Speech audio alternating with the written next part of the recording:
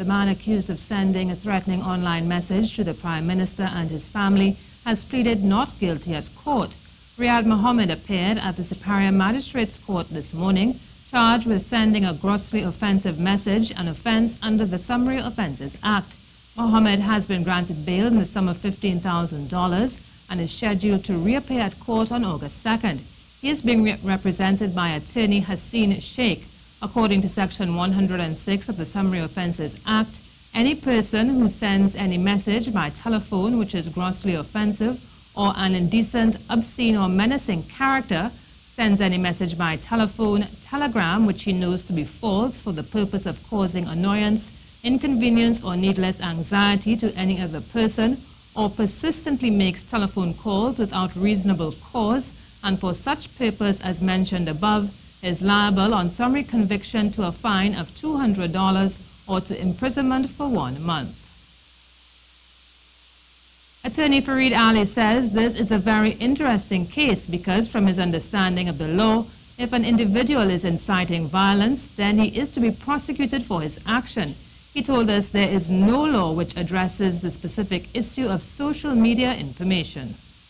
I'm wondering if it's because we're dealing with the Prime Minister of this country and his children or his daughter that this comment has been the subject of so much focus. I am of the view that if it is the comment made by the individual that the Prime Minister or his daughter should be subject to a knife attack, and if they are in fact harmed in some way, whether by way of rape or other physical harm, that you would like to see his reaction, his response, then how could that be in itself be inciting violence towards the PM and his daughter?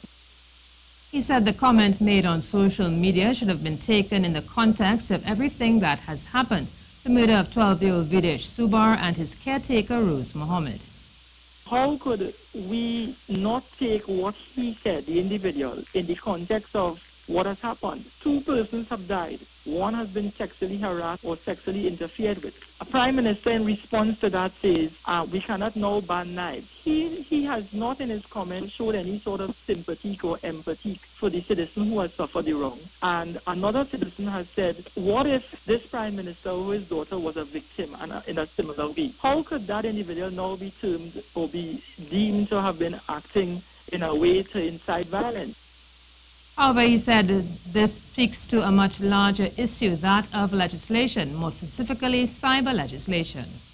For information to be relevant and admissible in a courtroom, to become evidence, it must first be tested in the court. If an individual has suffered loss, for instance, an individual has been robbed or has been raped, that individual must go into the box and give evidence, and the court must hear the evidence coming from the mouth of the victim. And then the case must be proven. How are we going to admit into evidence a comment made by Facebook media or by any sort of social media? The prosecution in proving the case must prove that the individual is the author of the comment.